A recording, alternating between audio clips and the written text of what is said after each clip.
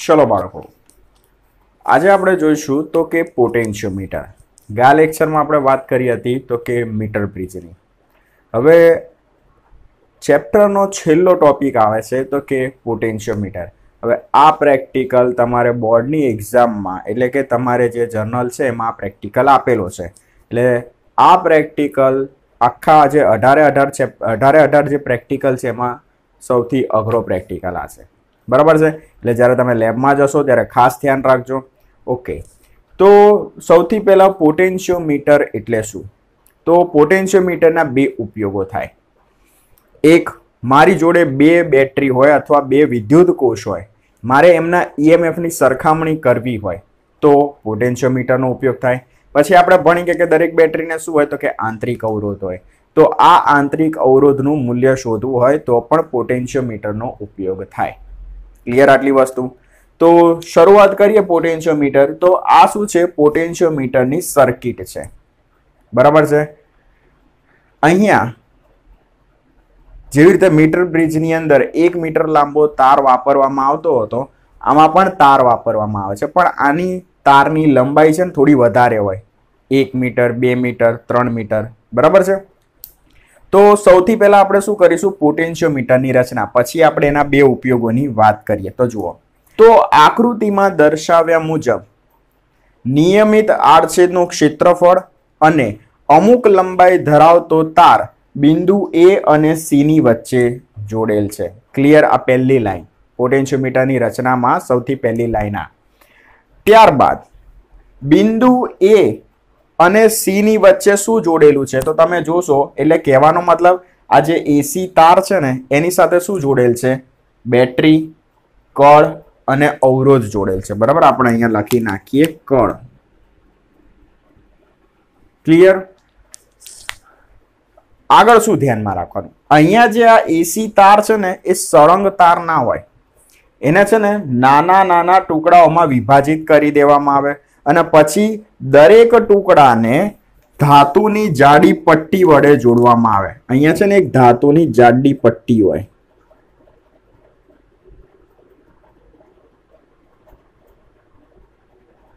એવી રીતે આ બે ટુકડાને ધાતુની જાડી પટ્ટી વડે જોડવામાં આવે,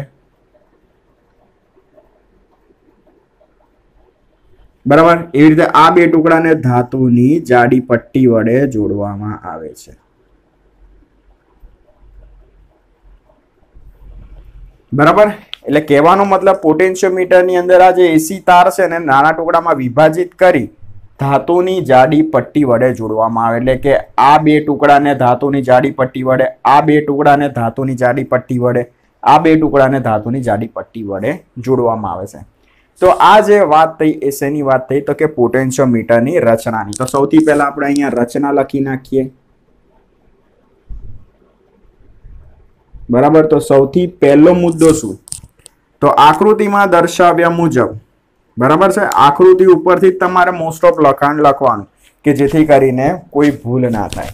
ક્લિયર? ચલો, આકૃતિમાં દર્શાવ્યા મુજબ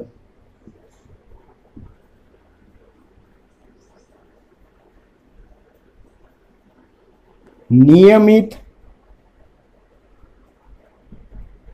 આડછેદનું ક્ષેત્રફળ તથા અમુક લંબાઈ ધરાવતો તાર દર્શાવેલ છે, અથવા તમે એ પણ લખી શકો બિંદુ A અને C ની વચ્ચે જોડેલ છે। અહીં AC તાર સાથે બેટરી, કળ અને અવરોધ શ્રેણીમાં જોડવામાં આવે છે।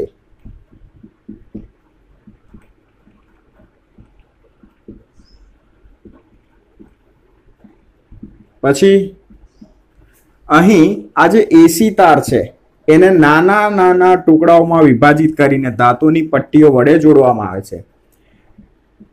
તાર એસી ને ટુકડામાં વિભાજિત કરી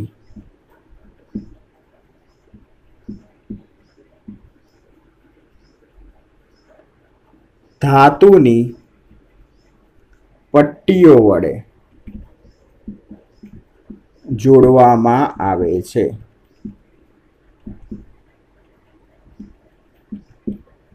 ક્લિયર? તો આ જે વાત થઈ એની વાત થઈ તો કે રચનાની. હવે સૌથી પહેલો ઉપયોગ પોટેન્શિયોમીટરની મદદથી બે બેટરીઓના વિદ્યુત કોષના ઈએમએફની સરખામણી. તો બે વિદ્યુત કોષના ઈએમએફની સરખામણી કરવી.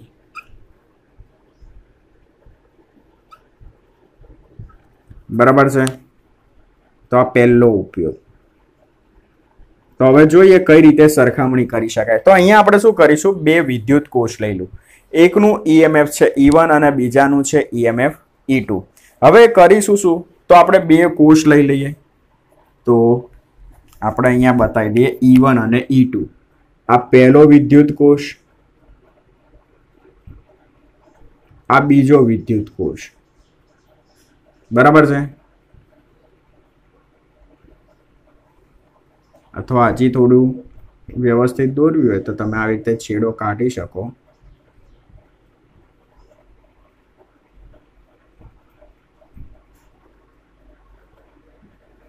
બરાબર છે? ચલો હવે અહીંયા શું કરીશું, એક તમારે કળ વિચારવાની આવશે. અહીંયા કળ વિચારવાની એટલે કે કળ જ લેવાની આવશે, જેને કહેવાય ત્રિમાર્ગી કળ. શું કહેવાય એને? ત્રિમાર્ગી કળ. તો જુઓ કઈ રીતે કામ કરે ને ડ્રો કઈ રીતે કરવાની એને.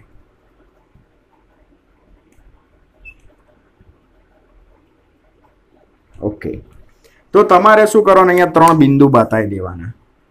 આ 1 2 અને આ 3. આને કહી દો 1 નંબર, 2 નંબર અને 3 નંબર. આ છે E1 EMF વાળી બેટરી અને આ છે E2 EMF વાળી. હવે કરવાનું શું, E2 અને E1 EMF વાળી જે બેટરી છે એના ધન ધ્રુવને તમારે છેડા A સાથે જોડી દેવાનું અને બંને બેટરીના જે ઋણ ધ્રુવ છે અનુક્રમે બિંદુ 1 અને બિંદુ 2 સાથે જોડી દેવાનું. બરાબર? E1 EMF વાળી બેટરી છે અને ત્રિમાર્ગી કળના બિંદુ 1 સાથે અને E2 EMF વાળી બેટરી છે એના ઋણ ધ્રુવને ત્રિમાર્ગી કળના બિંદુ 2 પાસે. હવે તમારે અહીંયા શું વિચારવાનું, ગેલ્વેનોમીટર.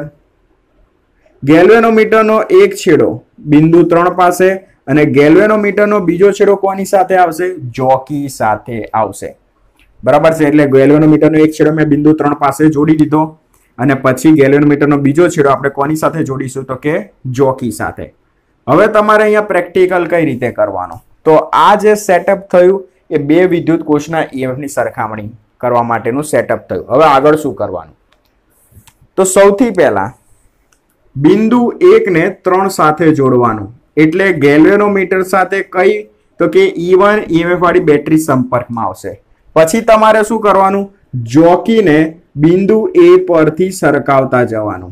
બરાબર? જોકીને બિંદુ A પરથી સરકાવતા જવાનું એટલે તમને તટસ્થ બિંદુ N1 મળશે કે જ્યારે ગેલ્વેનોમીટર આવર્તન શું બતાવશે, 0. ફરી સમજજો, બિંદુ 1 ને 3 સાથે જોડી દેશો ને એટલે જે ગેલ્વેનોમીટર છે એની સાથે કઈ બેટરી જોડાશે, તો કે E1 EMF વાળી બેટરી.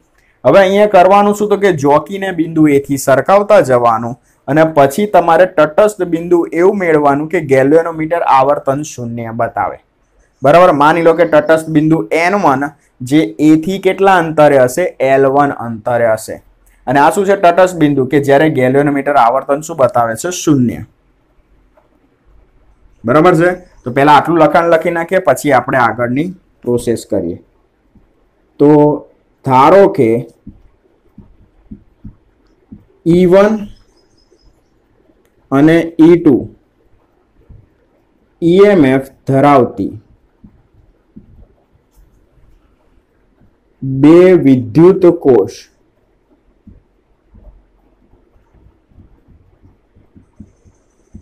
ના ईएमएफ ની સરખામણી કરવી છે।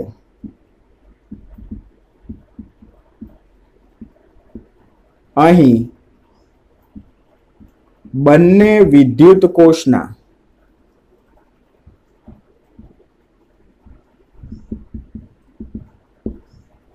ધન ધ્રુવને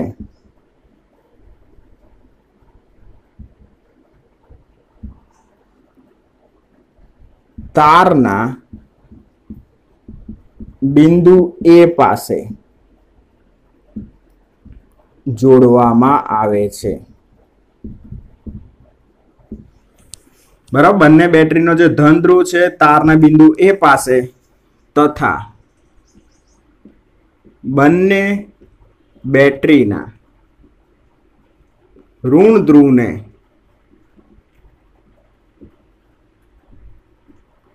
ત્રિમાર્ગી કળના અનુક્રમે બિંદુ 1 અને 2 પાસે જોડવામાં આવે છે। બરાબર, એકદમ ઈઝી। બરાબર, E1 EF વાળી બેટરી છે એના ઋણ ધ્રુવને બિંદુ 1 પાસે, E2 EF વાળી બેટરી છે એના ઋણ ધ્રુવને બિંદુ 2 પાસે। તો અહીં ગેલ્વેનોમીટરના એક છેડાને ત્રિમાર્ગી કળના બિંદુ 3 પાસે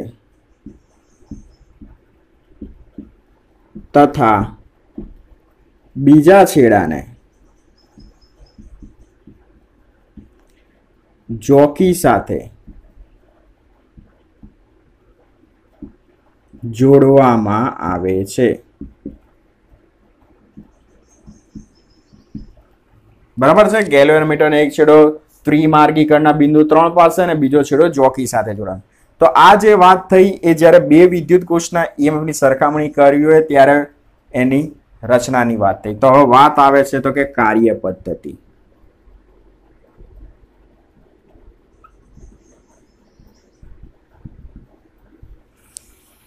તો જુઓ,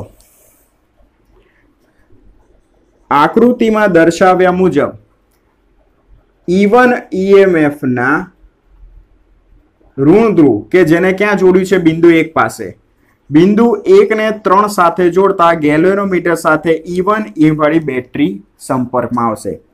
આકૃતિમાં દર્શાવ્યા મુજબ ત્રિમાર્ગી કળના બિંદુ 1 ને 3 સાથે જોડતા ગેલ્વેનોમીટર સાથે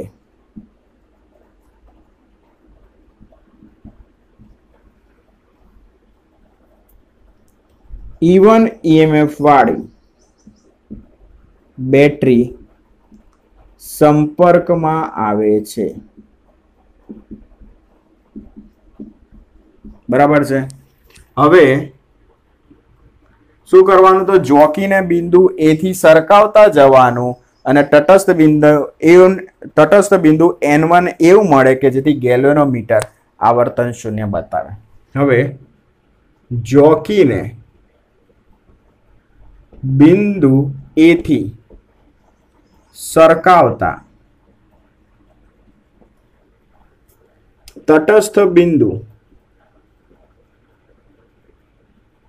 N1 એ થી L1 અંતરે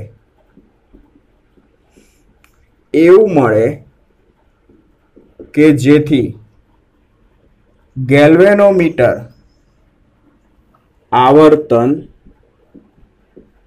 0 બતાવે। બરાબર. તો હવે બિંદુ A અને N1 વચ્ચે વિદ્યુત સ્થિતિમાનનો તફાવત કેટલો? આમ A અને N1 વચ્ચે વિદ્યુત સ્થિતિમાનનો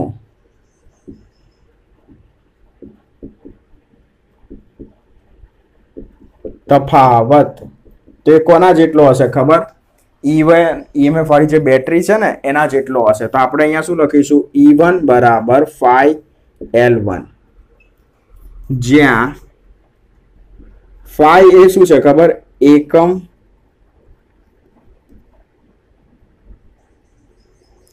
લંબાઈ દીઠ વોલ્ટેજ ડ્રોપ. બરાબર. વોલ્ટેજ ડ્રોપ બોલું કે વિદ્યુત સ્થિતિમાનનો તફાવત બોલું કે પછી પોટેન્શિયલ ડિફરન્સ બોલું, બધાનો મતલબ એક સરખો. તો જ્યારે તમે અહીંયા A અને N1 વચ્ચે સ્થિતિમાનનો તફાવત માપશો ને તો કોના જેટલો મળશે? E1 જેટલો મળશે.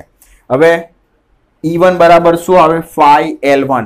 L1 એટલે શું? તો કે A થી N1 નું અંતર, અને phi એટલે શું? એકમ લંબાઈ દીઠ વોલ્ટેજ ડ્રોપ. એટલે કે 1 સેન્ટીમીટર તારનો ટુકડો લઈ લઉં તો એનો વોલ્ટેજ કેટલો આવે? phi. તો મારી જોડે તારની લંબાઈ L1 છે તો સ્થિતિમાનનો તફાવત કેટલો થશે? phi L1. તેવી જ રીતે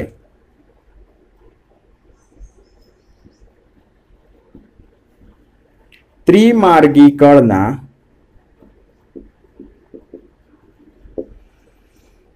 બિંદુ 2 ને 3 સાથે જોડતા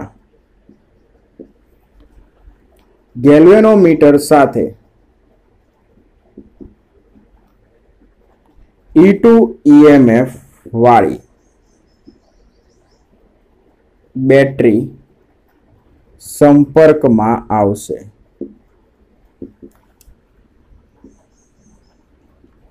આમ જોકીને બિંદુ A થી સરકાવતા તટસ્થ બિંદુ N2 એ A થી L2 અંતરે એવું મળે કે જેથી ગેલ્વેનોમીટર આવર્તન 0 દર્શાવે. બરાબર. હવે તમારે શું કરવાનું? તો બિંદુ 1 ને 3 સાથે જોડી દો ને એની જગ્યાએ તમારે શું કરવાનું? બિંદુ 2 ને 3 સાથે જોડવાનો. એટલે હવે ગેલ્વેનોમીટર સાથે કોણ સંપર્કમાં આવી જશે? E2 EMF વાળી બેટરી. હવે તમે જોકીને બિંદુ A થી સરકાવતા જશો તો તટસ્થ બિંદુ N2 મળશે. બરાબર. કે જે બિંદુ A થી કેટલા અંતરે હશે? L2 અંતરે હશે. તો હવે બિંદુ A અને N2 વચ્ચે સ્થિતિમાનનો તફાવત કેટલો હશે? E2 જેટલો હશે. માટે A અને N2 વચ્ચે સ્થિતિમાનનો તફાવત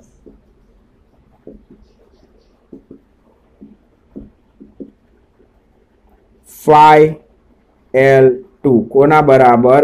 E2 બરાબર. સમીકરણ કહી દો 2 અને આ હતું તમારું સમીકરણ નંબર 1. બસ હવે વધારે કઈ છે નહીં. તમારે શું કરવાનું? સમીકરણ 1 અને 2 નો ગુણોત્તર લઈ લેવાનો. એટલે તમે શું કરી શકશો? 2 EMF ના વિદ્યુત કોષની 2 વિદ્યુત કોષના EMF ની સરખામણી. બરાબર. તો જોઈ લઈએ. સમીકરણ 1 અને 2 સરખાવતા અથવા ગુણોત્તર લેતા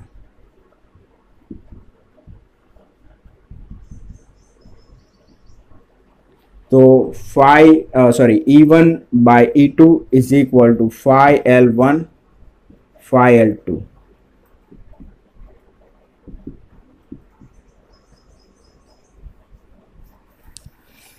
તો આ જે બે વિદ્યુત કોષના EMF ની સરખામણી. તો પહેલા તમે કોમન વાત કરી કે પોટેન્શિયોમીટરની રચના કઈ રીતે હોય.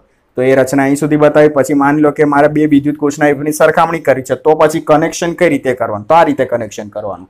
પછી કાર્ય પદ્ધતિ જોઈ અને પછી તમે ઇક્વેશન મેળવ્યું. હવે બીજો ઉપયોગ શું છે? તો બીજો ઉપયોગ તમારે કોષના આંતરિક અવરોધો શોધવાની છે, બરાબર. તો કઈ રીતે તે પણ જોઈ લઈએ. ઓકે, ચલો તો બીજો ઉપયોગ જોઈ લઈએ આપણે, તો કે પોટેન્શિયોમીટરની મદદથી આપેલ વિદ્યુત કોષનો આંતરિક અવરોધ શોધવાનો. હવે આકૃતિ તમારે ક્યાં ચેન્જીસ કરવાનો, તો આટલો પોર્શન તો સેમ રહેશે, તમારે અહીંયા ચેન્જીસ કરવાના રહેશે. તો જુઓ કઈ રીતે. તો આકૃતિ જ્યારે પણ તમે chapter number 3, chapter number 7, chapter number 14 આ બધા તૈયાર કરતા હો ને, ત્યારે આકૃતિઓ ખાસ ધ્યાનમાં રાખવાની. કેમ કે આકૃતિ તમને આવડતી હશે તો તમે કોઈ પણ લખાણ લખી શકશો, બરાબર છે. તો હવે ચેન્જીસ ક્યાં ક્યાં કરવા, તો એની વાતચીત હતી આપણે, તો જોઈ લઈએ. તો પહેલા તો નોર્મલ કરી દઈએ આકૃતિ, બરાબર. ચલો, તો તમારે જે વિદ્યુત કોષ નો આંતરિક અવરોધ શોધવો છે, માની લો કે મારી જોડે EMF વાળો કોઈ વિદ્યુત કોષ છે, એનો મારે આંતરિક અવરોધ શોધવું છે. તો એને હું શું કરીશ ખબર, K2 કળ અને અવરોધ પેટી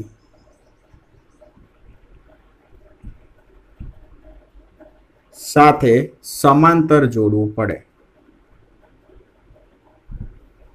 બરાબર છે. પછી અહીંયા તમારે શું કરવાનું, ગેલ્વેનોમીટર બતાવી દેવાનું.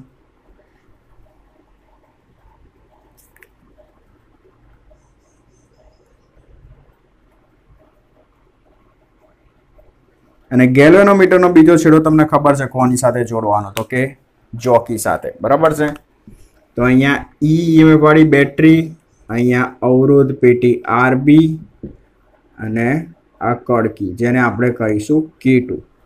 ક્લિયર. તો જે વિદ્યુત કોષના જે વિદ્યુત કોષનો મારે આંતરિક અવરોધ શોધવો છે, તે વિદ્યુત કોષને કળ K2 અને અવરોધ પેટીને સમાંતર જોડવામાં આવે છે. તો જે વિદ્યુત કોષનું અથવા વિદ્યુત કોષના આંતરિક અવરોધ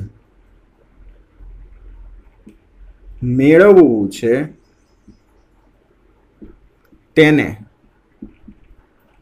K2 કળ અને અવરોધ પેટી સાથે સમાંતરમાં જોડવામાં આવે છે.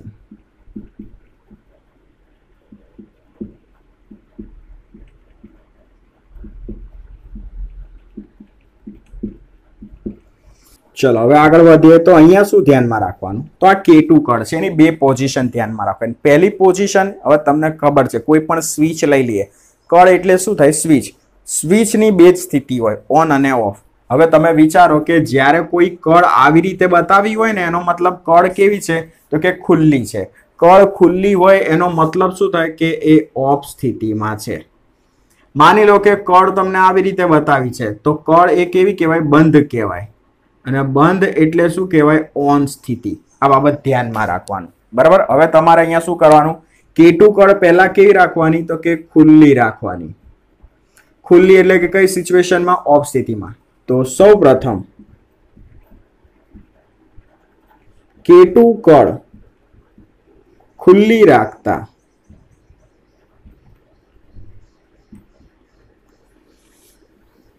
અથવા ખુલ્લી રાખી જોકીને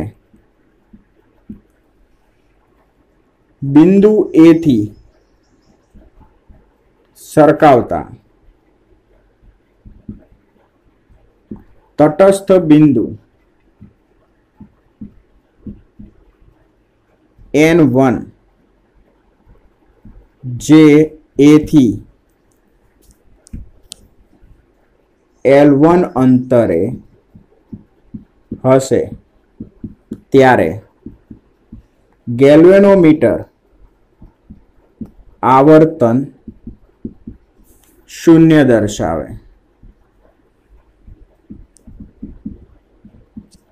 માટે A અને N1 વચ્ચે સ્થિતિમાનનો તફાવત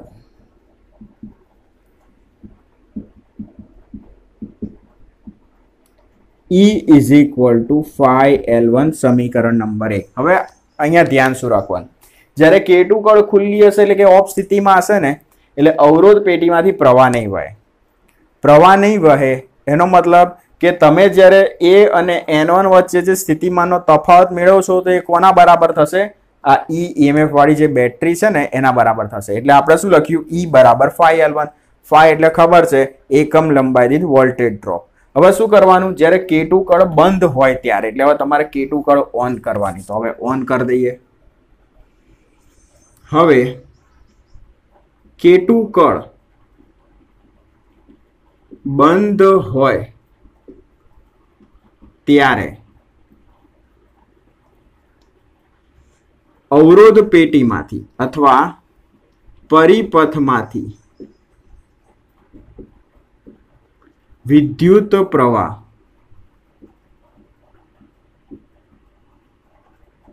વહે છે.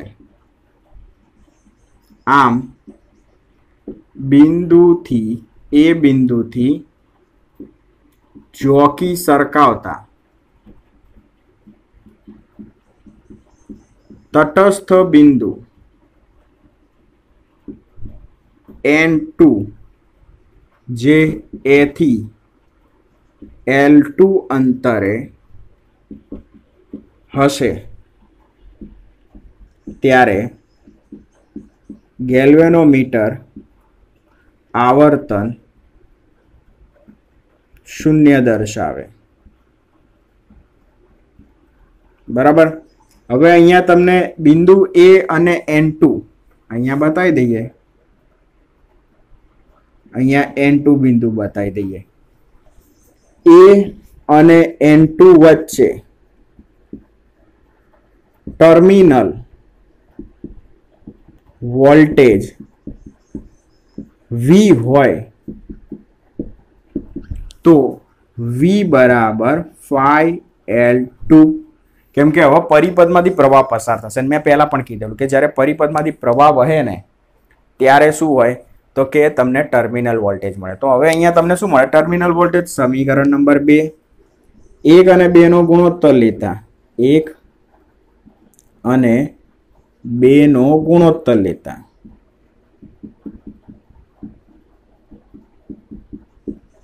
તો E છેદમાં V બરાબર phi L1 છેદમાં phi L2. phi cancel. E છેદમાં V બરાબર L1 બાય L2. ક્લિયર. સમીકરણ નંબર 3. પરંતુ E ઇઝ ઇક્વલ ટુ શું થશે ખબર?